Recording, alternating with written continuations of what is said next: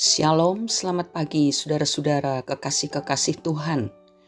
Dimanapun saudara berada saat ini, pastilah Tuhan sudah membangunkan saudara dengan badan yang sehat, dengan jiwa yang bersukacita, dan hati yang siap untuk menerima berkat Tuhan di hari Jumat 12 Mei 2023 ini.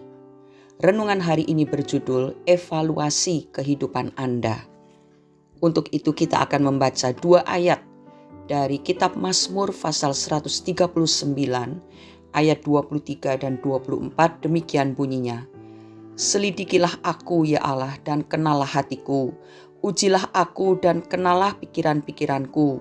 Lihatlah apakah jalanku serong dan tuntunlah aku di jalan yang kekal. Saudara-saudara, pagi ini mari kita akan bertanya kepada diri sendiri, kemanakah arah hidupku? Masih tetap terarah kepada Tuhan atau sudah dikuasai oleh hal-hal lain yang ada di dalam dunia ini? Berikut ini ada beberapa daftar pertanyaan yang dapat kita gunakan untuk mengevaluasi arah hidup kita. Apakah arahnya masih ada dalam jalur yang semestinya sebagai orang yang percaya dan mengasihi serta mengutamakan Tuhan atau tidak? Berikut daftar pertanyaan-pertanyaan yang dimaksud. Yang pertama, apa yang paling Anda inginkan?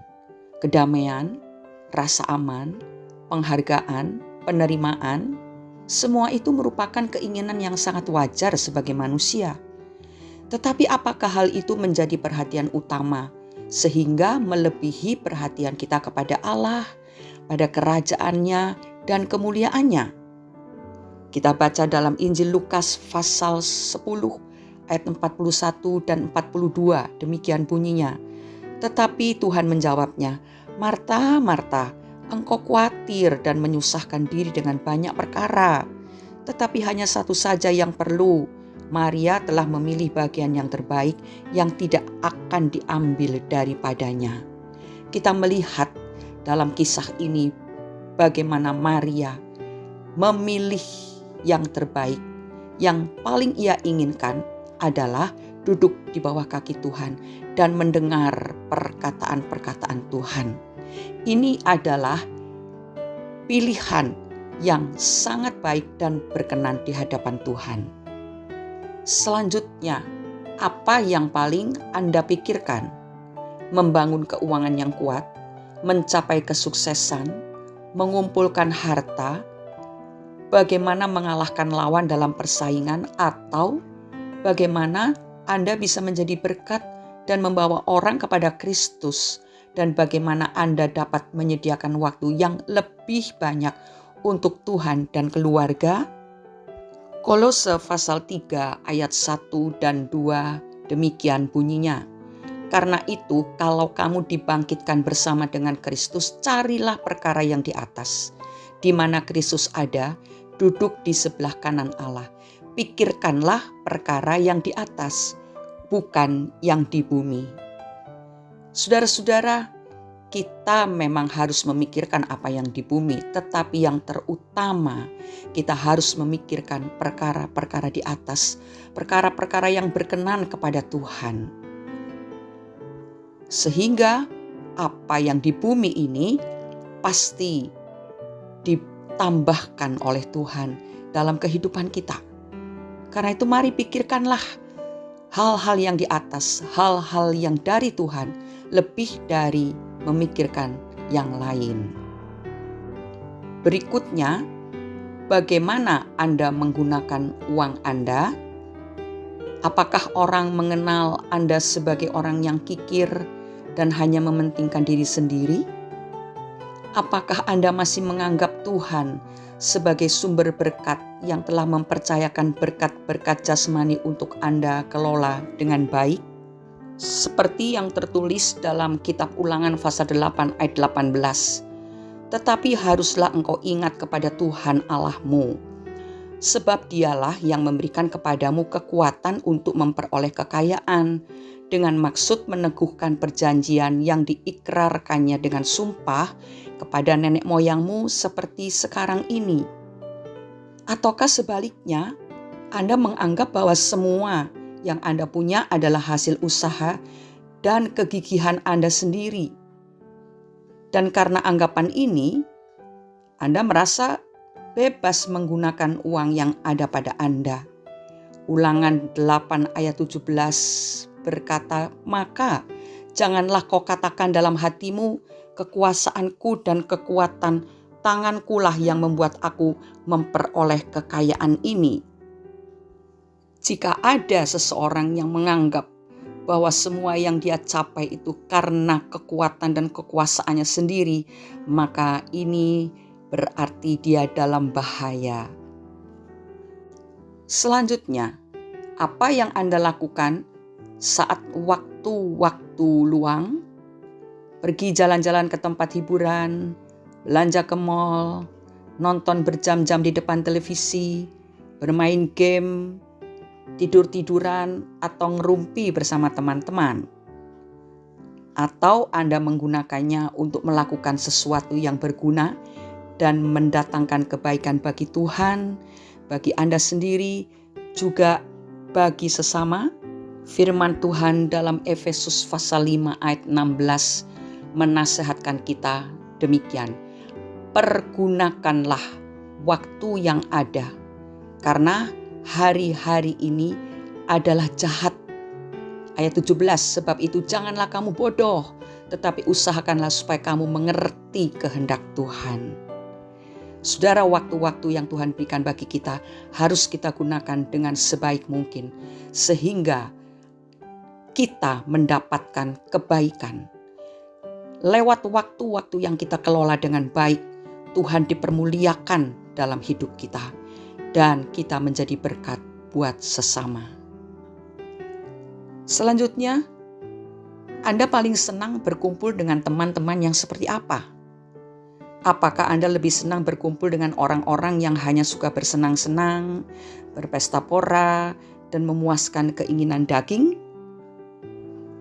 Atau Anda suka berkumpul dengan saudara seiman yang mengasihi Tuhan dan selalu berbicara, berdiskusi mengenai firman Tuhan? Amsal pasal 13 ayat 20 berkata, "Siapa bergaul dengan orang bijak menjadi bijak, tetapi siapa berteman dengan orang bebal menjadi malang." Oleh karena itu, Tuhan memperingatkan kita lewat 1 Korintus pasal 15 ayat 33, "Janganlah kamu sesat. Pergaulan yang buruk merusakkan kebiasaan yang baik." Hal ini harus benar-benar kita sadari dan perhatikan, dan menjauhkan diri dari pergaulan yang jahat, supaya kita menjadi orang-orang yang menyenangkan hati Tuhan dengan sikap dan tabiat kita yang terus diperbaharui oleh kuasa firman dan Roh Kudus. Yang terakhir, siapa dan apa yang Anda kagumi? Menarik sekali bahwa di Amerika surat kabar menyediakan belasan halaman untuk mempublikasikan seorang seperti Lady Diana, tetapi hanya 4 halaman yang disediakan untuk mempublikasikan seorang seperti Mother Teresa pada minggu-minggu kematian 2 wanita terkenal dan berpengaruh ini. Saudara-saudara, standar dunia di dalam mengagumi seseorang lebih condong kepada kehebatan secara lahiriah dan bukan pada sifat batiniah yang akan bertahan selamanya. Nah, apa dan siapa yang kita kagumi itu dapat menunjukkan standar hidup kita dan apa yang sesungguhnya kita prioritaskan di dalam kehidupan ini. Marilah pagi hari ini, lewat renungan yang sudah kita terima, kita mengoreksi, memeriksa diri kita masing-masing, supaya di dalam kehidupan kita hanya Tuhanlah yang terutama bagi kita. Mari kita berdoa. Bapa yang sangat baik yang bertakhta dalam kerajaan surga, kami sungguh bersyukur karena Engkau sudah berbicara kepada kami. kami telah membuka telinga jasmani kami sehingga kami memahami apa yang Tuhan katakan, dan kami pun mau membuka telinga rohani kami untuk melakukan apa yang telah kami pahami pagi hari ini. Jika selama ini kami lebih memprioritaskan hal-hal yang lain daripada Engkau sendiri ya Bapa, ampunilah kami. Ampunilah kami Tuhan. Kuduskan, sucikan seluruh kehidupan kami dengan kuasa darah Yesus. Dan biarlah kuasa firman dan kuasa Roh Kudus yang akan menolong kami untuk menempatkan Tuhan Yesus Kristus di atas segala yang ada dalam diri kami, segala yang ada di dalam dunia ini. Kami mau menjadi orang-orang yang sungguh mengagumi Engkau dan hidup di dalam kehendak Bapa. Terima kasih Bapa. Biarlah pagi hari ini apa yang kami naikkan lewat doa kami ini akan Tuhan kabulkan, dan kami pun akan berjuang untuk memperoleh apa yang kami rindukan, yaitu menjadi umat kesayangan Allah yang sungguh-sungguh hanya mengagungkan, hanya memprioritaskan Tuhan dalam hidup ini. Di dalam nama Tuhan Yesus Kristus, kami sudah berdoa dan mengucap syukur. Amin. Sediakanlah waktu untuk senantiasa mengevaluasi arah hidup kita.